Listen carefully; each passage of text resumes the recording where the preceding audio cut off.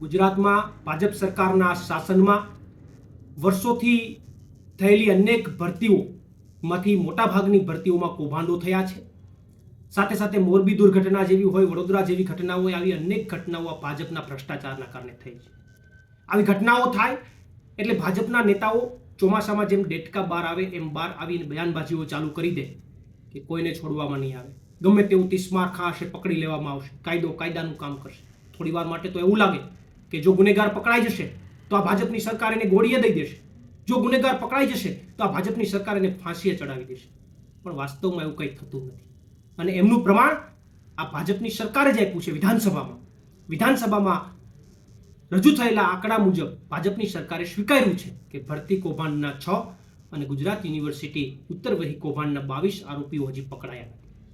શું કામ પકડાયા નથી? કારણ કે એમના મળતિયા હશે, અને એમના મળતિયા હશે એટલે જે કટકીબાજ થાય એમાંથી અમુક હિસ્સો ઉપર જતો હશે. અને એટલા માટે ભાજપ એમના મળતિયાઓને, કટકીબાજોને, ભ્રષ્ટાચારીઓને ક્યારેય પકડવા નથી, કારણ કે તેમના કમાઉ દીકરા છે. અને એટલા માટે હમણાં નવો કાયદો લઈને આવ્યા છે કે કોઈ પેપર લીક થશે તો 10 વર્ષ જેલની સજા અને 1 કરોડ દંડ. પણ કોને? તમારા મળતિયાઓને થશે? નથી થવાનું. અત્યારે ખુલ્લા ફરી રહ્યા છે 22 ને 6.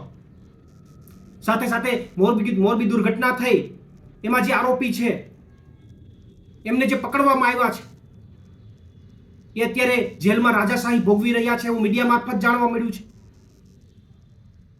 તો આમનો મતલબ એ થાય છે કે જે આવા કાયદાઓ લાવીને જે યુવાનોને ભ્રમિત કરવાનો પ્રયાસ છે એ માત્ર ને માત્ર લોકસભાની ચૂંટણી આવી રહી છે એટલે ચૂંટણીલક્ષી જાહેરાત છે, એનાથી વિશેષ કાંઈ નથી. કારણ કે જો ભાજપને કરવું હોય તો આ 22 આરોપીઓ અને ભરતી કૌભાંડના 6 આરોપીઓ હજી ખુલ્લા રખડતા ન હોય. ભાજપની કરણી અને કથણી અલગ છે.